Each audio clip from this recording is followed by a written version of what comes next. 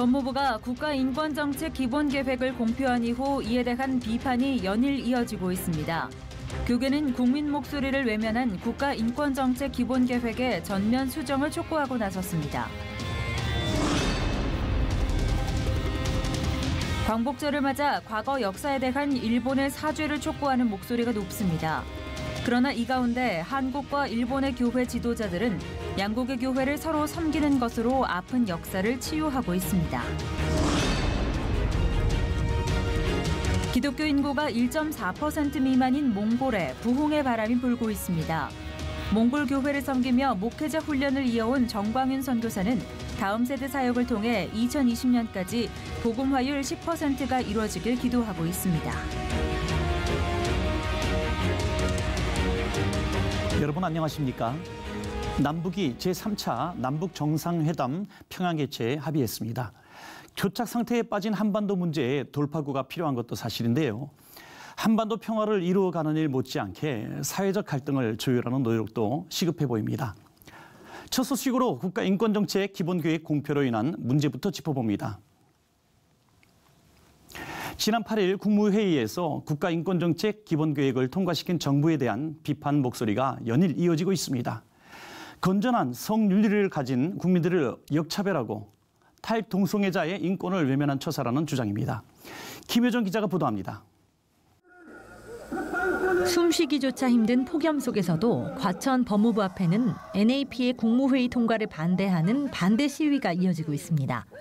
시민들은 NAP가 가진 독소 조항이 건강한 성윤리를 파괴하고 동성애 동성혼을 조장할 우려가 크다며 문제를 제기해 왔음에도 아무런 논의와 조정 절차도 없이 그대로 강행 처리한 정부의 행태는 비민주적이라며 강력히 규탄했습니다.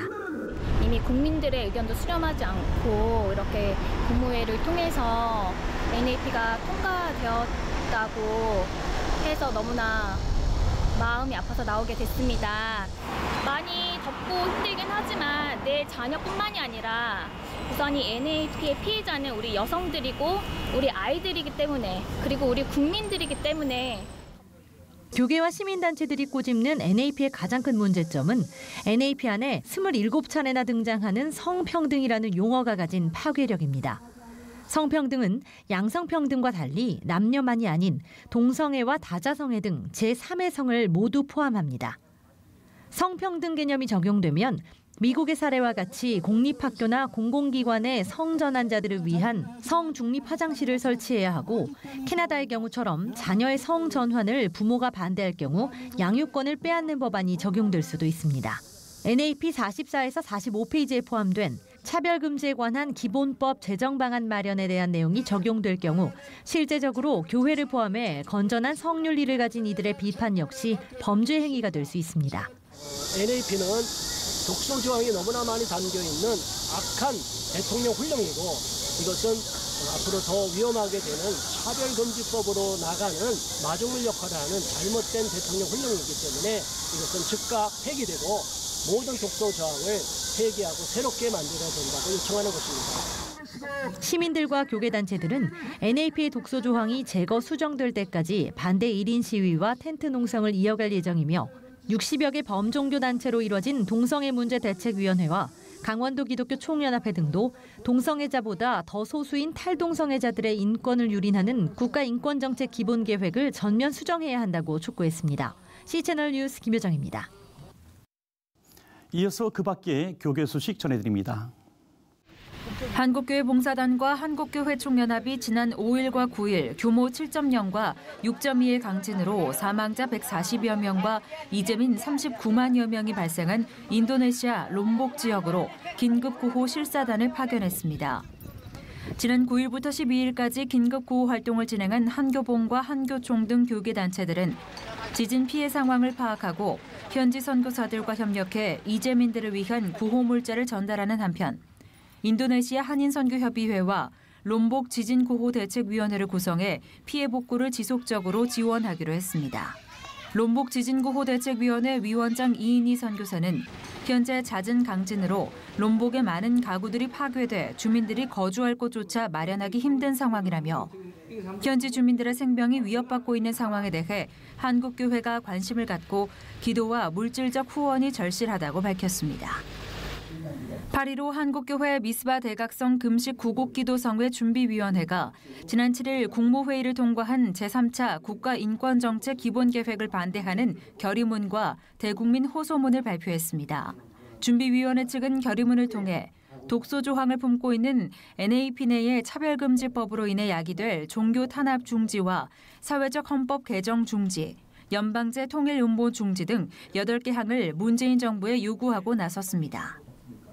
미스바 준비위원장 김한식 목사는 반헌법적이고 반성경적이며 반국가적인 문재인 정부가 추진하는 NAP는 교계뿐 아니라 대다수의 국민들이 반대하고 있다며 이 법으로 인해 공산주의 확산과 동성애 합법을 막고자 이 같은 결의와 반대 운동을 전국적으로 확산시키고자 한다며 교계의 동참을 주문했습니다.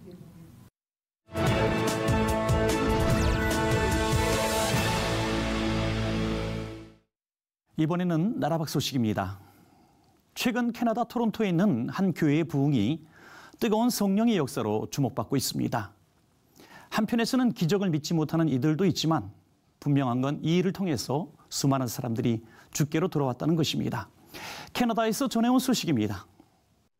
Recently, a gathering called Light the Fire Again rocked this place where the revival known as a Toronto Blessing happened. In 1994, as guest speaker Randy Clark ministered, along with pastors John and Carol Arnott, the Holy Spirit suddenly took over the service. This happened again powerfully day after day for years, drawing people from around the world. Heidi Baker came from Mozambique, where she was a missionary, and saw her life radically transformed in Toronto. I was a burned out missionary. I was so burned out that even though I have a PhD in systematic theology, I didn't want to teach theology. I literally wanted to work at Kmart. I was that tired. But I came here, I had double pneumonia. First thing that happened, I was completely healed. Then I saw Jesus, burning eyes of fiery love. Now she leads a global ministry that started some 11,000 churches. He ripped the no out of me. The eyes, the fiery eyes of Jesus. Now I've been to 109 nations preaching this glorious gospel. The Toronto Blessing was certainly lively. People would be convulsed with wild laughter. Hundreds would be knocked to the floor at the same time. See, we were used to people receiving the Holy Spirit maybe falling down one at a time. I'd never seen a whole room fall out, like, boom, they're all out. As some religious leaders heard of these events, they warned the signs and wonders were of the flesh or maybe even the devil. Looking back, both Arnott and Clark admit the signs and wonders were extraordinary. Have you ever seen that? I said, no, I haven't. Have you ever seen it? No, I haven't. I mean, I'm pretty sure this is you, Lord, but what's going on here? Because it seems like it's chaos. I don't know what it means. It's just, let's not try and, kill it. Let's just wait and see if there's good fruit that comes out of it. It will always glorify Jesus, and the fruit of the encounter will always be good. Clark wasn't worried because his education showed him amazing happenings are typical. And I learned in seminary about the phenomena and manifestations that almost always occur in times of revival. The surprising thing to me was that not everybody liked it. Professing Christians didn't like it. He was hurt other spiritual leaders were saying it was ungodly. It puts a fear of deception in the heart of people. While doubters may have questioned the reports of miracles, Heidi Baker was certain that her experiences moved her closer to God. I run to the altar and I lift my hands. I start screaming, yes! And the fire of God hit me. There was no altar call. And Randy Clark, who I'd never met, didn't know who I was, he said, God wants to know, do you want the nation of Mozambique? And that's not all God did. For 7 days and 7 nights, he left me incapacitated. I had to be carried. My husband carried me. All these people had to carry me. Then they'd have to carry me to the restroom. It was the most humbling, powerful time of my whole life. Baker learned she had to love and depend not just on Jesus, but his people as well. It was completely, totally life transforming. And I've never, ever been the same. In the face of such miracles, Arnott suggests people not judge what God can or can't do. I'm sorry that not everybody liked it. Not everybody wanted it. I'm sorry about the guys that spoke against it. they miss the greatest thing that has ever happened to the church, in my opinion, in the last 100 years. And so, if you want to miss it, miss it. But I don't want to miss it. Paul Strand, CBN News, reporting from Toronto. 광복절을 맞으며 한일 관계에 대한 다양한 조명이 이루어지고 있습니다. 과거 청산에 대한 문제가 여전히 역사적 과제로 남아 있습니다만 그럼에도 불구하고 한일 양국의 관계 개선을 위해 노력해야 함은 우리 모두의 책임일 겁니다. 일본 이수구 선교사님 전화 연결해서 관련 말씀 나누겠습니다. 네, 선교사님, 앞서 말씀드린 대로 한일 양국이 관계 개선을 위한 노력도 필요해 보이는데요. 이미 한국교회는 그런 일들을 진행해 오고 있지 않습니까? 어떻습니까, 선교사님? 네, 그렇습니다. 현재도 한일 정부 간의 관계는 완전하게 개선된 것은 아니지만 한일 교회 간에는 많은 노력이 있습니다. 또한 많은 진전도 있다 해도 과언이 아니죠. 그 예로 한국에서 일본으로 나간 선교사님들의 수만 해도 올해 현재 1,500여 명이 이르고 있거든요.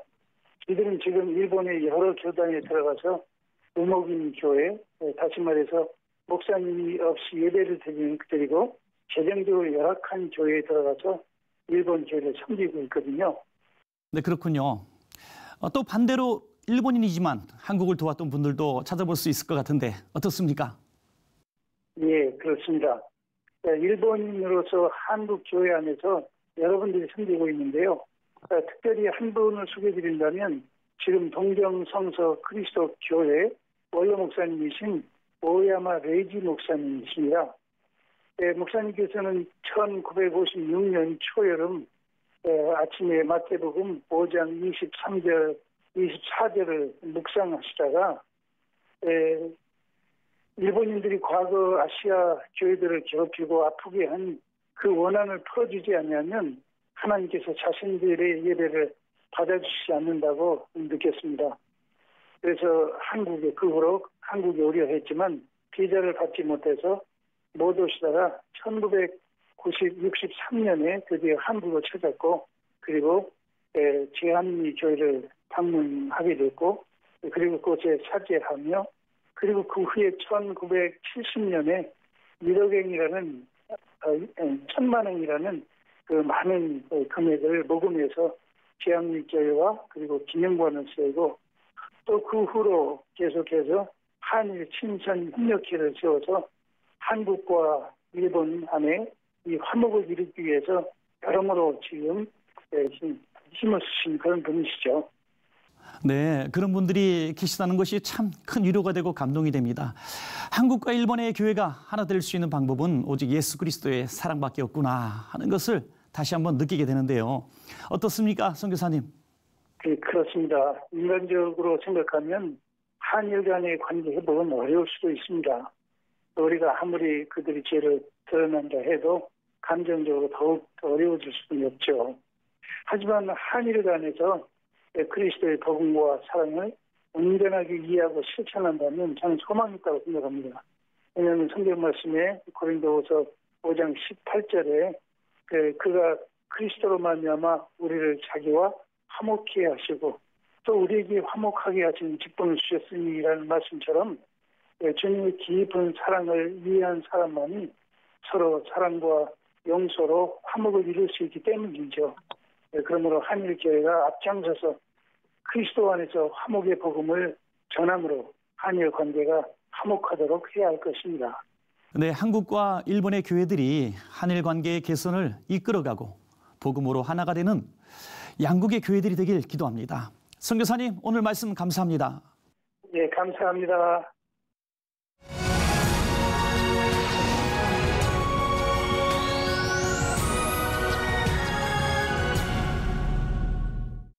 미션 하나님의 사람들, 오늘은 몽골로 가봅니다. 직접 취재 다녀온 박준호 PD 스튜디오에 나왔습니다. 안녕하십니까? 안녕하세요. 네, 몽골 다녀오셨는데요. 몽골 하면 우리나라 사람들에게 굉장히 친숙해요. 네. 요즘에는 뭐 텔레비전에서도 많이 소개되고 그러는데 직접 다녀오시니까 어떻습니까? 네, 몽골은 우리나라와 3시간 정도 떨어진 나라인데요. 역사적으로도 우리나라와 많은 밀접한 관계를 맺고 있습니다. 몽골은 광활한 초원지대와 사막지대 등 큰 토지를 갖고 있는데 그에 반해 인구는 300만, 우리나라 경상남도 정도의 수준을 갖고 있습니다. 제가 갔다 온 곳은 울란바토르인데요. 울란바토르는 인구 300만 중에 150만, 절반 이상을 차지하는 그런 인구 과밀 도시였고요. 러시아의 식민 지배를 받아서 생활 환경이나 건축물들이 러시아의 환경을 많이 받았습니다. 네네. 90년대 초반 소련의 해체 이후에 독립하여서 우리나라와 최초로 수교를 맺게 되었는데요. 우리나라 그 이후에 우리나라와 많은 교류가 있게 되었고 현재 우리나라에서도 많은 외국인 근로자들이 있습니다. 네, 그렇군요. 몽골 하면은 보통 넓은 초원 말들이 막 달리고요. 그리고 또 뭐 징기스칸, 뭐 우리가 이 정도로 생각하는데 어떻습니까? 네, 몽골의 80% 이상이 초원으로 이루어진 땅이고요. 몽골의 초원은 보통 기차로 10시간 정도 이동해야 될 정도로 큰 땅입니다. 몽골 문화의 배경이 되기도 한 곳인데요. 몽골 사람들이 대대로 이 초원에서 양과 말을 기르면서 생활하였습니다. 우리가 아는 게르도 이 초원에서 비롯된 문화이고요. 몽골 사람들은 초원에서 생활해서 13세기에 막강한 군사력을 바탕으로 대제국을 건설하였습니다. 그 선봉장에 선 사람이 바로 징기스칸인데요. 징기스칸이 정복한 땅은 알렉산더, 시저, 나폴레옹이 정복한 땅보다 더 크다고 합니다. 네. 그만큼 광활한 대제국을 건설하였는데요. 이번 촬영 기간 동안 특히 인상 깊었던 것은 제가 징기스칸 동상을 보고 왔는데 네네. 징기스칸 동상의 크기가 높이가 50m 정도 되고요. 그 동상에 사용된 철이 한 250톤 정도 되는 큰 거대한 동상을 보고 왔습니다. 네, 그만큼 몽골 사람들이 동서양에 걸친 대제국을 만든 징기스칸에 대한 자부심이 뛰어나다고 할 수 있습니다. 그렇군요. 네, 그런가 하면 한국 교회와도 몽골은 아주 활발하게 교류하는 그런 나라인데요. 어느 정도 됩니까? 기독교 분포가? 네, 몽골의 인구 2% 정도 된다고 볼 수 있는데요. 한 6만 명에서 7만 명 정도 된다고 볼 수 있습니다.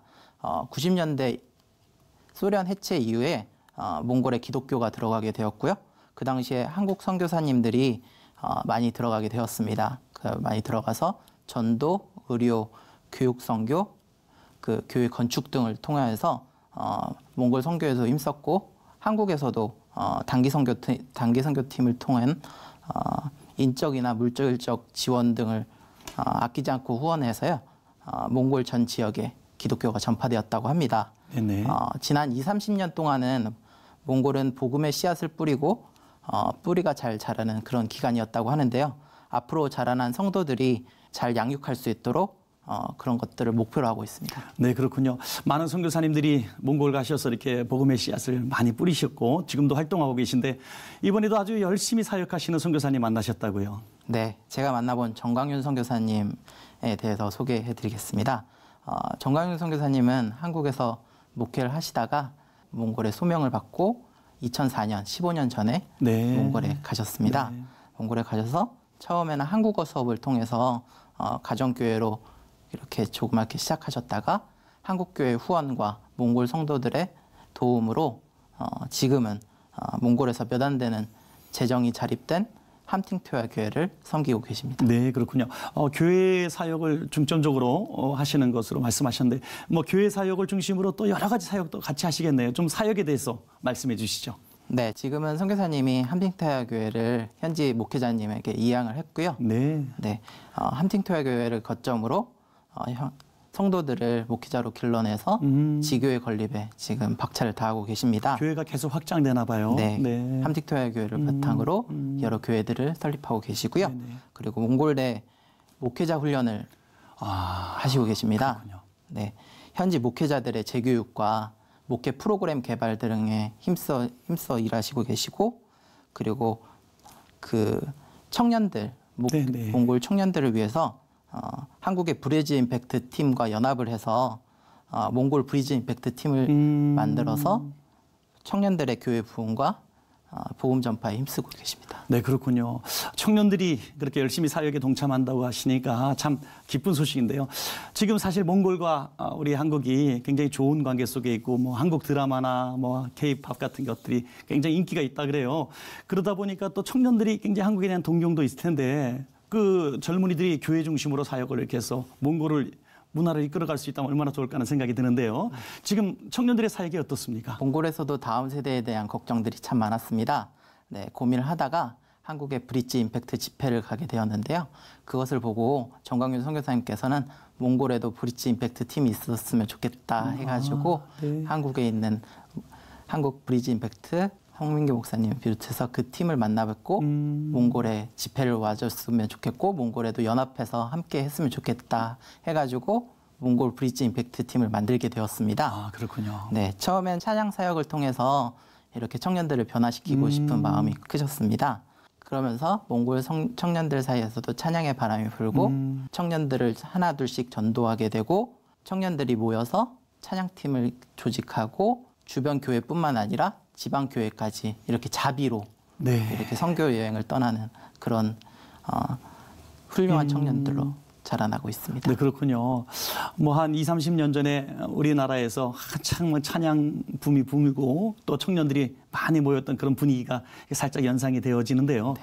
직접 다녀오시니까 또 교회 현장도 들러보시고 하니까 몽골에 희망이 있다면 이것이다. 보신 것이 있습니까? 몽골이 지난 30년간 한국 교회와 선교사님의 도움으로 몽골 기독교가 뿌리 내리고 질적으로 양적으로 성장하는 시간이었습니다. 네, 이제는 몽골 선교사의 시대가 끝나가고요. 네. 이제 현지인 시대가 도래하고 있는데요. 몽골 현지 목회자들이 직접 복음의 열정으로 신앙 공동체를 만들어가고 세워가는 모습들을 많이 보게 되었습니다. 함팅토야교회를 통해서 몽골 성도들과 현지 목회자들이 잘 한마음 한뜻으로 연합하여서 건강한 교회를 세워가는 모습을 보게 되었고요. 그리고 목회자 훈련원을 통해서 몽골을 이끌어 나갈 목회 지도자들이 어떻게 교육하고 어떻게 공부하고 어떻게 훈련되는지 그런 네네. 모습들을 보고 왔고요. 그다음에 브리지 임팩트 팀을 통해서 몽골의 다음 세대 청년들의 그 순수한 열정과 그 몽골에 대한 미래를 볼 수 있었습니다. 네, 그렇군요. 참 많은 것들을 보시고 오셨는데요. 우리가 몽골을 위해서 이제 기도해야 되는데 어떤 기도 제목으로 기도해야 될까요? 네, 몽골 국가가 현재 경제적으로 많이 어려움 가운데 있다고 합니다. 네네. 네, 그러면서 교회 운영도 쉽지 않다고 하는데요. 경제적 어려움으로 없어지는 교회들도 많이 있다고 합니다. 그렇군요. 네, 그래서 몽골 경제적으로 어려움이 있지만 그것을 잘 극복하고 이러는 가운데 몽골 교회들이 잘 성장할 수 있도록 기도해 주셨으면 한국 교회 성도분들이 기도해 주셨으면 좋겠습니다. 네. 그리고 몽골의 다음 세대를 위해서 기도 부탁드립니다. 정광윤 선교사님도 몽골의 다음 세대에 집중해서 지금 사역을 하시고 계시는데요.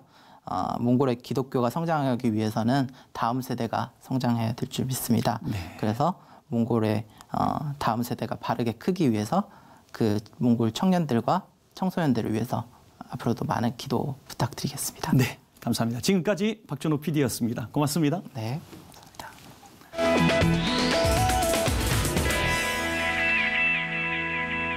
영국의 맨체스터 총기 사고로 많은 희생자가 발생했습니다. 무고한 생명들을 다치게 하는 이런 일들을 언제까지 지켜봐야 하는지 답답합니다. 총기 소재 규제 등 할 수 있는 모든 대책이 강구해야 되겠고 또 많은 사람들이 운집한 장소에서의 안전대책 보다 더 철저히 관리되겠습니다. 오늘 순서는 여기까지입니다. 시청해주신 여러분 고맙습니다.